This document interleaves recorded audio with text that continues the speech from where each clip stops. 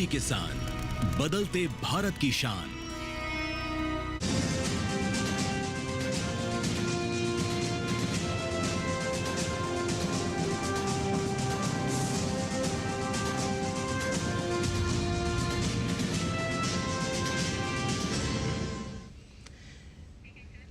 नमस्कार, आप सभी दर्शकों का किसान समाचार में स्वागत है। मैं हूं साइमा खान। सबसे पहले नजर हेडलाइंस पर।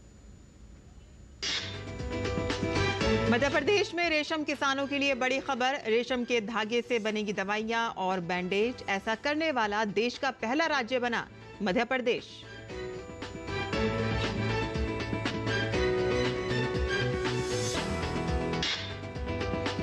राजस्थान सरकार की किसानों के लिए विशेष योजना। किसानों को निशुल्क ड्रोन का दिया जा रहा है प्रशिक्षण। 10वीं पास लोगों को कृषि विभाग देगा ड्रोन की ट्रेनिंग। प्रशिक्षण के लिए आयु सीमा 18 से 65 वर्ष रखी गई है।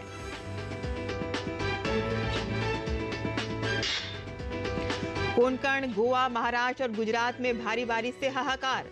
आज भी बहुत भारी बारिश की चेतावनी। लोगों को घरों में रहने की सलाह। पुणे में सभी स्कूल बंद।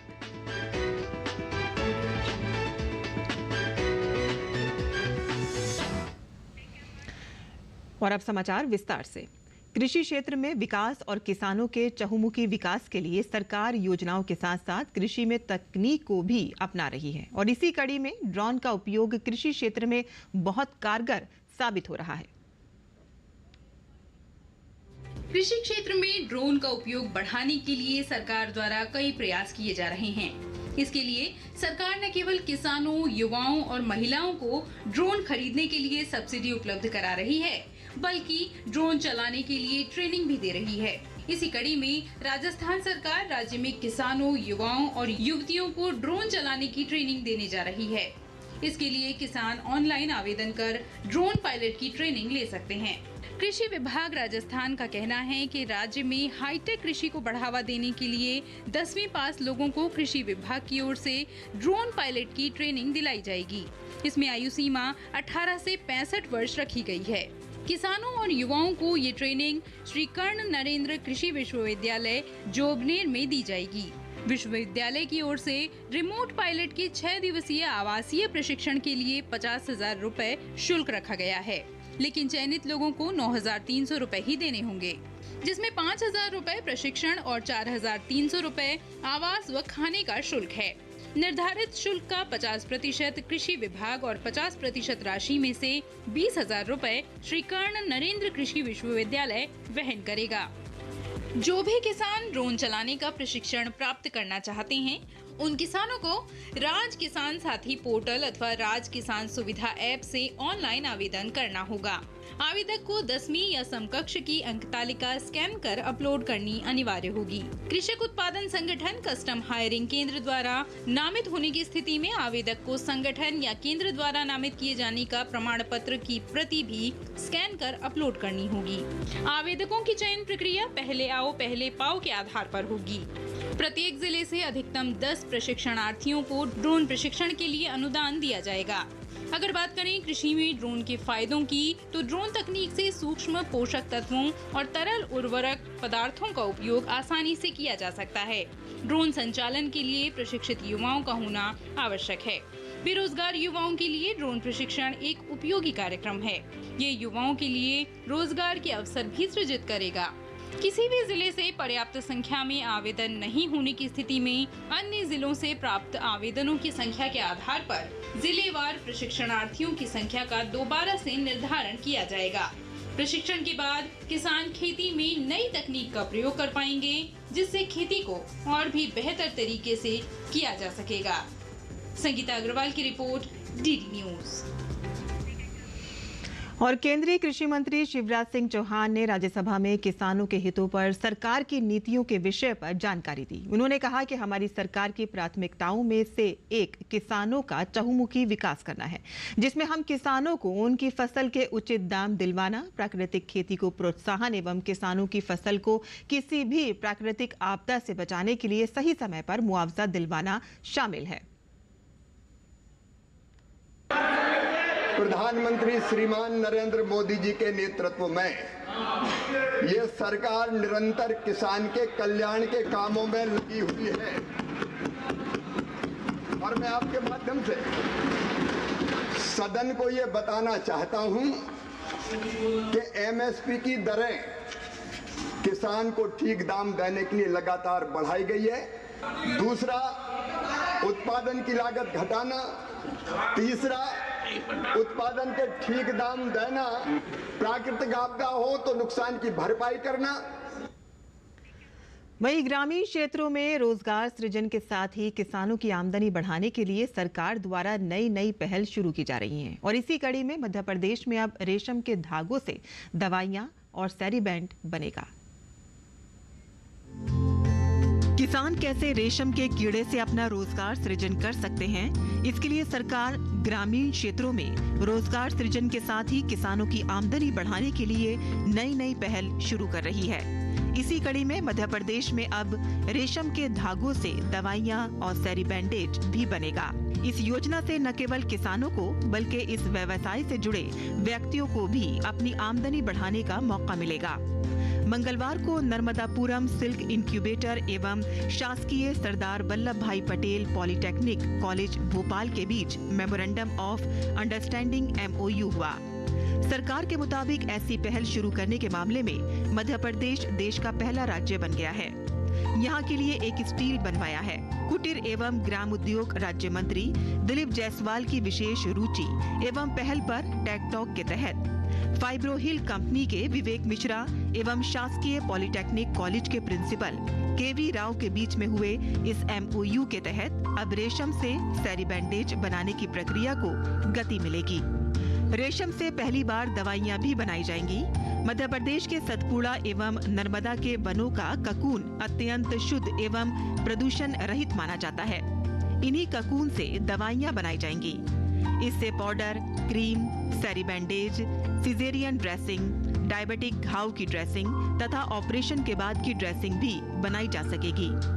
रेशम घाव को गीला नहीं रखता एवं शरीर के साथ भी नहीं चिपकता तथा रेशम से फाइब्रोइन नामक प्रोटीन निकलता है जो जख्मों, डायबिटीज से उंगलियों में होने वाले घाव एवं गर्भवती महिलाओं के सर्जिकल डिलीवरी के घाव कम समय में ठीक करता है तथा इससे संक्रमण की संभावना भी निगण्य हो जाती है।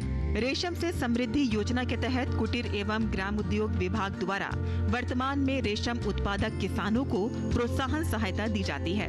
इसके अलावा रेशम से दवाइयां और बैंडेज बनाने से किसानों के रेशम की मांग बढ़ेगी और मांग बढ़ने से उनकी आय में 1.5 से 2 गुना इजाफा हो सकता है। रेशम से बनी दवा सस्ती मिलेगी। रेशम से दवाइयां व बैंडेज बनाने से प्रदेश के किसानों का ककून अधिक क्रय होगा और साथ ही उन्नत किस्म के रेशम के धागे के अलावा दवा फैक्ट्री खोलकर ऐसी दवा का निर्यात भी होगा। रेशम के धागे से निर्मित होने वाली दवा बाजार दर से 30% सस्ती होगी। इन दवाइयों को ड्रेसिंग कंट्रोलर भारत सरकार द्वारा मान्यता दे दी गई है। संगीता अग्रवाल की रिपोर्ट, DD न्यूज। और केंद्रीय वस्त्र मंत्री गिरिराज सिंह ने आम बजट 2024-25 का स्वागत करते हुए इसे आम जन का बजट बताया है। मंत्री ने इसे सर्वस्पर्शी व समावेशी बजट करार दिया। कृषि, ग्रामीण विकास और वस्त्र मंत्रालय से जुड़े बजटीय प्रावधानों के विषय पर हमारे संवाददाता OP यादव ने बात की केंद्रीय वस्त्र मंत्री गिरिराज सिंह से। वित्त मंत्री निर्मला सीतारमण ने अपने 2024-25 के 7वें बजट और प्रधानमंत्री नरेंद्र मोदी के नेतृत्व वाली राष्ट्रीय जनतांत्रिक गठबंधन सरकार के तीसरे पहले बजट को पेश कर दिया है। बजट में किए गए प्रावधानों पर देश के गांव, गरीब और किसानों को इस तरह फायदा होगा, इन सभी विषयों पर बात करने के लिए हमारे साथ मौजूद है केंद्रीय पर्यटन और संस्कृति मंत्री गजेंद्र सिंह शेखावत। सर, सबसे पहले आपको बधाई। आप गाँव, गरीब, किसानों के लिए लगातार काम करते रहते। मंत्रालय भले ही कोई हो लेकिन जहन में ये सब रहता है और ये इस बजट में भी परिलक्षित हो रहा है। आप जो कृषि राज्य मंत्री थे तब कई चीजें आपने सोची, वो भी आज दिखाई दे रही हैं। क्या कहेंगे? पहले बजट से लेकर के अब तक लक्ष्य तय है, मार्ग तय है और वो मार्ग गांव, गरीब, किसान, पीड़ित, शोषित, वंचित, दलित इन सब के घर से होकर के जाता है। एक बार फिर इस बजट के माध्यम से उस लक्ष्य की तरफ और नए कदम, तेज गति से कदम बढ़ाने की संकल्पना जो है वो की गई है। अगर कृषि क्षेत्र जिसके बारे में प्राथमिकता से आप हमेशा चर्चा करते हैं और क्योंकि मेरा प्रिय विषय है मैं उस पर बात करूं तो ये एक तरफ जहां माननीय मोदी जी की सरकार ने पिछले 10 साल में कृषि क्षेत्र की तरफ देखने की दृष्टि को परिवर्तित किया, जो फूड डेफिसिट, खाद्यान्न की कमी वाले देश होने के चलते प्रोडक्शन सेंट्रिक अप्रोच, उत्पादन केंद्रित जो है दृष्टि हमेशा रहती थी, उसको बदल करके उन्होंने जो किसान का लाभ किस तरह से हो इस दृष्टि से सोचना प्रारंभ किया। पॉलिसी प्लानिंग उस दृष्टिकोण से की, उसके चलते हुए जिस तरह से योजनाओं को बनाया गया, उनको धरातल पर उतारा गया, उसको आगे बढ़ाने का बजट है। जहां एक तरफ आज जो सबसे बड़ी चुनौती विश्व में सभी के लिए है, सभी के जीवन को लेकर के अब, लेकिन कृषि क्षेत्र के लिए बड़ी चुनौती है, वो है क्लाइमेट चेंज। और क्लाइमेट चेंज के इम्पैक्ट जो हमको दिखाई दे रहे हैं, हमारे घर के दरवाजे पे दस्तक देते हुए दिखाई दे रहे हैं। क्लाइमेट चेंज से के कारण से जो चुनौतियां खड़ी हुई हैं, क्लाइमेट रेजिलिएंट वैरायटीज़ को स्ट्रेंथन करने, नई वैरायटीज़ को लॉन्च करने की बात इस बजट के माध्यम से की गई। उसके लिए रिसर्च सेक्टर को स्ट्रेंथन करने की बात इस बजट में की गई है। 10 साल में नेचुरल फार्मिंग ने का प्रूवन ट्रैक रिकॉर्ड है, पानी की भी बचत हो सकती है, उत्पादन में कमी नहीं आती। अब ऐसे 2 करोड़ किसान जिसको इसके साथ जुड़े हैं या जुड़ने वाले हैं, उनके उत्पाद को मार्केट स्टेबलाइज तरीके से मिल सके, उन प्लेटफॉर्म्स को स्ट्रेंथन करने की बात इस बजट में की गई है। उसके साथ साथ में वेजिटेबल प्रोडक्शन, हॉर्टिकल्चर को क्लस्टर बना करके जो है ताकत प्रदान करने की बात इसमें की गई है। जो मरीन प्रोडक्ट हमारे हैं, जो श्रिम्प का एक्सपोर्ट आज भारत में बहुत बड़ा एक्सपोर्ट हो गया है। आज जो हमारा झींगा मछली का एक्सपोर्ट है वो 68,000 करोड़ रुपए हो गया, लगभग चावल के बराबर हो गया है। उसको, उस सेक्टर को किस तरह से इंसेंटिवाइज किया जा सकता है, उसकी हैंड होल्डिंग किस तरह से हो, उसकी चर्चा इसमें की गई है। क्रॉप सर्वे को लेकर के जो संकट आता था, 400 से ज़्यादा जिलों में हम डिजिटल क्रॉप सर्वे को जो है करेंगे। ये जो रोड मैप माननीय वित्त मंत्री जी ने किया, ये कृषि क्षेत्र के लिए एक बहुत बड़ा वरदान होने। पर्यटन को भी बहुत ही अध्यात्म और संस्कृति से जुड़े नालंदा जैसे संस्थानों से जोड़ने की बात कही है, और भी बहुत सारे पर्यटन जोन बनेंगे। तो ये एक आपका जो बजट पूर्व का जो संकल्पना थी वो निश्चित तौर पर साकार हुई है, क्या कहेंगे? देखिए, निश्चित ही मैं अभिनंदन करना चाहता हूँ माननीय प्रधानमंत्री जी का और माननीय वित्त मंत्री जी का।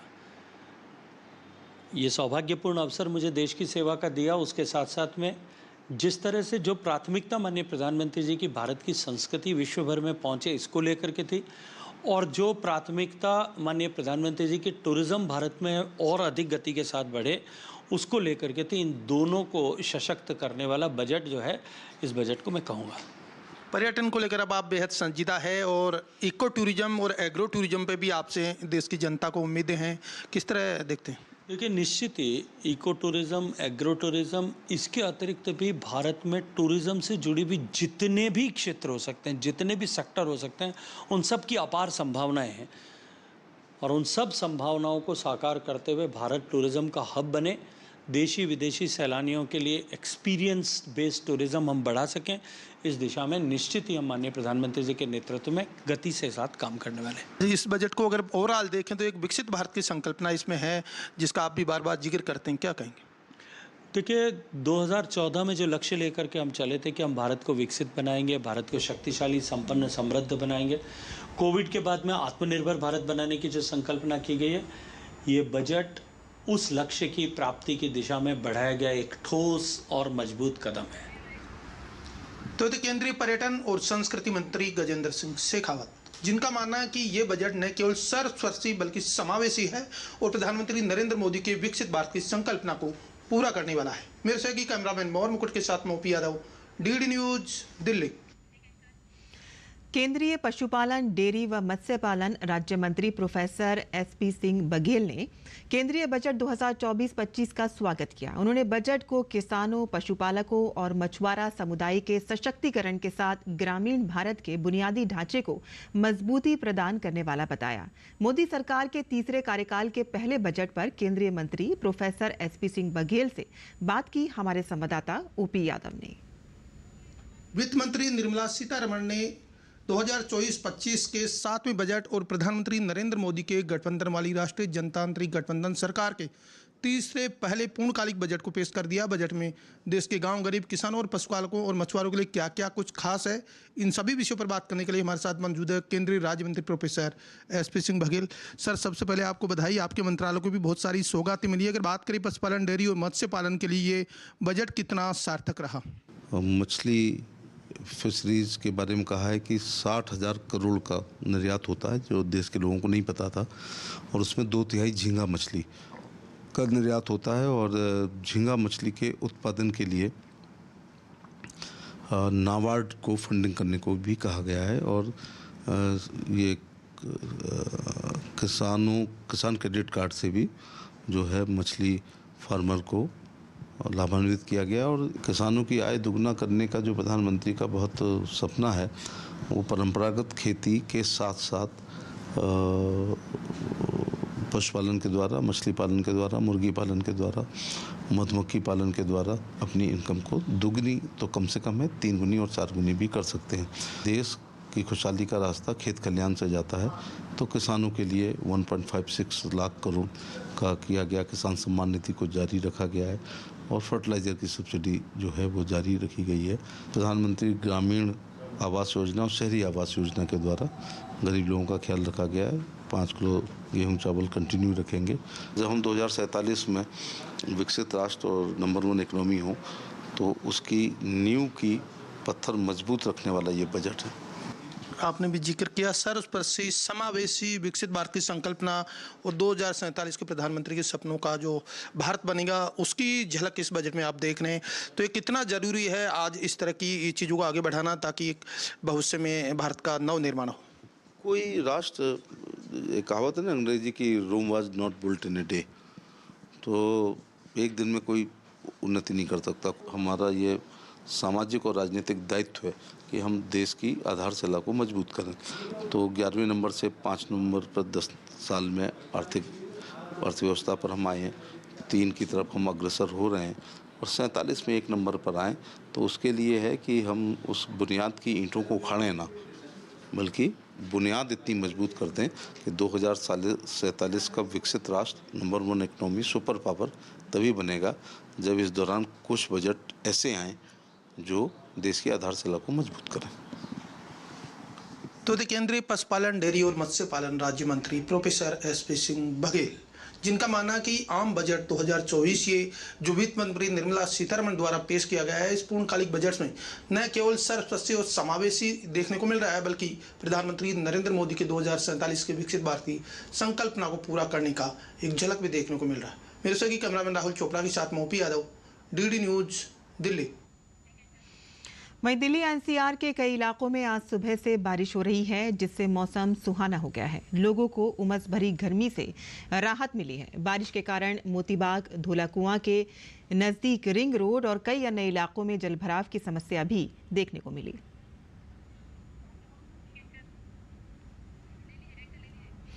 और आइए अब किसान समाचार में देख लेते हैं देश भर की मंडियों का भाव।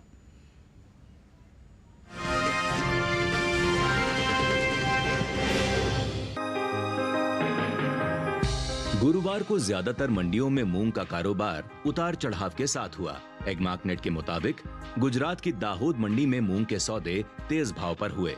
यहां 24 जुलाई को मूंग का भाव 8,000 रुपए क्विंटल था, जो 25 जुलाई को 150 रुपए बढ़कर 8,150 रुपए हो गया।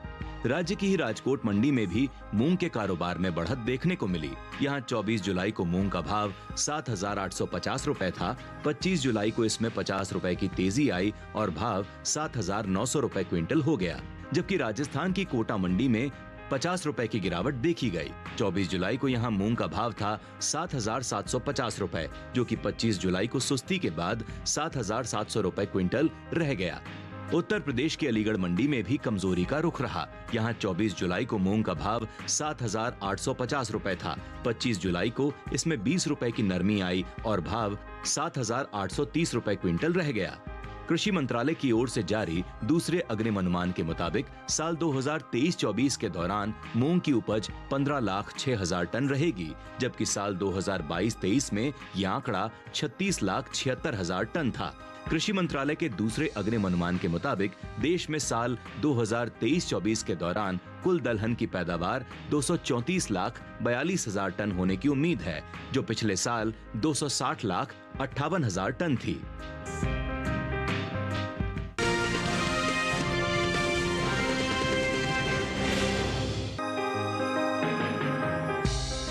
ज्यादातर कृषि उपज मंडियों में गुरुवार को गेहूं का कारोबार मजबूती के साथ हुआ, जबकि कुछ मंडियों में गेहूं के भाव में कोई बदलाव नजर नहीं आया।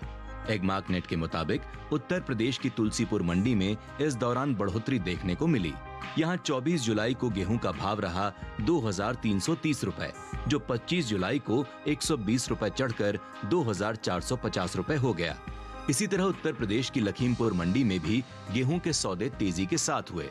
यहां 24 जुलाई को गेहूं का भाव था 2,440 रुपए, जो 25 जुलाई को 10 रुपए बढ़कर 2,450 रुपए क्विंटल हो गया। राजस्थान की कोटा मंडी में भी बढ़त का सिलसिला जारी रहा। 24 जुलाई को गेहूं का भाव था 2,525 रुपए, जो 25 जुलाई को 25 रुपए मजबूत होकर 2,550 रुपए हो गया।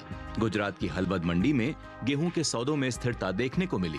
यहां 24 जुलाई को गेहूं का भाव था 2,650 रुपए, 25 जुलाई को इसमें कोई बदलाव नहीं आया और भाव 2,650 रुपए क्विंटल पर ही बना रहा। कृषि मंत्रालय की ओर से जारी दूसरे अग्रिम अनुमान के मुताबिक साल 2023-24 के दौरान देश में 1120.19 लाख टन गेहूं की पैदावार हो सकती है, जो पिछले साल के उत्पादन की तुलना में 14.65 लाख टन अधिक है। बीते साल इस दौरान देश में गेहूं की पैदावार 1105.54 लाख टन रही थी।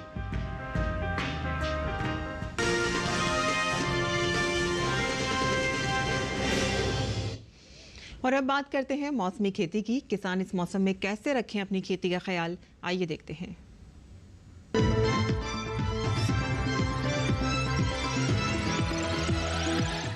नमस्कार, आप देख रहे हैं डीडी किसान। मैं हूं एआई कृष और आज हम आंध्र प्रदेश और तेलंगाना में होने वाली खेती किसानी से संबंधित सलाहों के बारे में पूरी जानकारी देंगे। आंध्र प्रदेश के किसान धान की नर्सरी में पानी जमा ना होने दें। अगर धान में फंगल रोग दिखाई दें तो किसान हेक्साकोनाजोल का छिड़काव कर लें। आंध्र प्रदेश में मक्का के खेतों में भी पानी जमा ना होने दें। साथ ही मक्का में झुलसा रोग के लिए किसान जरूरी दवाओं का छिड़काव कर लें। यहां के किसान दाल के खेतों में जल निकासी की व्यवस्था कर लें। आंध्र प्रदेश में ही मूंगफली में धब्बा रोग के नियंत्रण के लिए जरूरी कीटनाशक छिड़क लें। आंध्र प्रदेश में टमाटर और बैंगन की नर्सरी में सड़न रोग की रोकथाम के उपाय कर लें। यहां के किसान बाजरा के खेतों में भी पानी जमा ना होने दें। यहां के गन्ना किसान गन्ने को शीर्ष सड़न रोग से बचाने के लिए जरूरी दवाएं छिड़क लें। यहां के किसान कपास को पत्ती धब्बा रोग से बचाने के लिए जरूरी दवाएं छिड़क लें। आंध्र प्रदेश में तिल की खेती कर रहे किसान इसे जड़ सड़न रोग से बचाने के उपाय कर लें। यहां के किसान सभी सब्जियों में पत्ती धब्बा रोग के नियंत्रण के उपाय भी कर लें। तेलंगाना के किसान छोटी अवधि के धान की नर्सरी लगा लें। साथ ही यहां के किसान धान के खेतों के मेड़ों को साफ रखें ताकि धान को तना छेदक और ब्लास्ट रोग से बचाया जा सके। यहां के किसान कपास के खेतों में मिट्टी की नमी को देखते हुए उर्वरकों की दूसरी खुराक डाल लें। तेलंगाना में इस समय कम अवधि के मक्का की बुवाई की जा सकती है। यहां सोयाबीन को जड़ सड़न रोग से बचाने के लिए जरूरी कीटनाशक छिड़क लें। तेलंगाना में गन्ना किसान गन्ने के खेतों में जल निकासी की व्यवस्था कर लें। इसी तरह कृषि और किसानों से जुड़ी हर महत्वपूर्ण जानकारी के लिए हमारे साथ जुड़े रहिए और देखते रहिए डीडी किसान। धन्यवाद।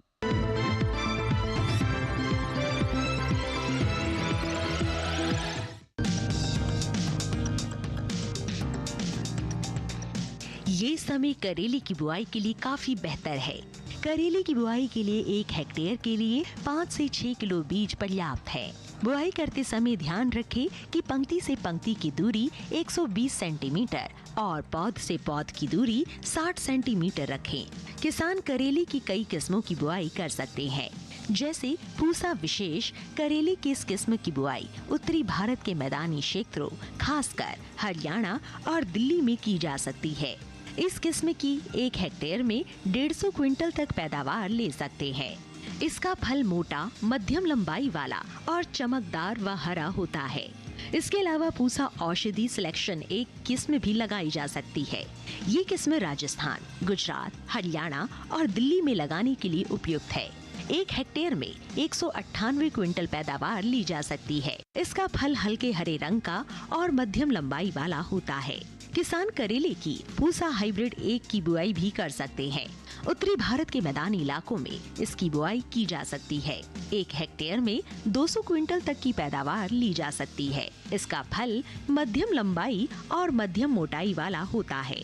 इनके अलावा किसान पूसा हाइब्रिड 2 की भी बुआई कर सकते हैं।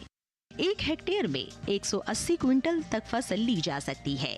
इसका फल गहरा हरा, मध्यम लंबाई और मध्यम मोटाई वाला होता है। अगर सिंचाई की बात करें तो करेले की फसल में गर्मी के मौसम में 5 से 6 दिनों के अंतराल पर सिंचाई करें। फसल में खरपतवार नियंत्रण के लिए समय समय पर निराई गुड़ाई करें।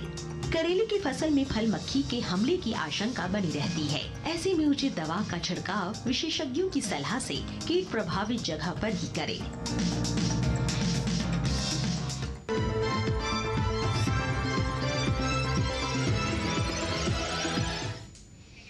और खेती किसानी से जुड़ी खबरों के बाद आइए अब नजर डाल लेते हैं कुछ और खबरों पर। खास खबर में कारगिल विजय दिवस के मौके पर प्रधानमंत्री नरेंद्र मोदी ने वीर जवानों को श्रद्धांजलि दी। द्रास में बने कारगिल युद्ध स्मारक स्थल पर उन्होंने पुष्प चक्र अर्पित किया। घुसपैठियों के भेष में द्रास और बटालिक कारगिल तुर्तुक की पहाड़ियों पर कब्जा जमाए पाकिस्तानी सेना को घुटने टेकने पड़े थे। प्रधानमंत्री ने सीमा क्षेत्र में इंफ्रा और कनेक्टिविटी मिशन को बढ़ावा देते हुए शिनकुन ला सुरंग निर्माण कार्य शुरू किया। उन्होंने शिलान्यास और निर्माण का प्रथम विस्फोट किया। ये सुरंग आर्थिक और रणनीतिक सैन्य महत्व की दृष्टि से महत्वपूर्ण है। 25वें कारगिल दिवस के अवसर पर रक्षा मंत्री राजनाथ सिंह ने दिल्ली में राष्ट्रीय समर स्मारक पर कारगिल युद्ध के नायकों को पुष्पांजलि अर्पित करके श्रद्धांजलि दी। सूचना एवं प्रसारण मंत्री अश्विनी वैष्णव ने कारगिल दिवस के अवसर पर शहीदों को श्रद्धांजलि दी है। अश्विनी वैष्णव ने कहा कि देश शहीदों को नमन कर रहा है।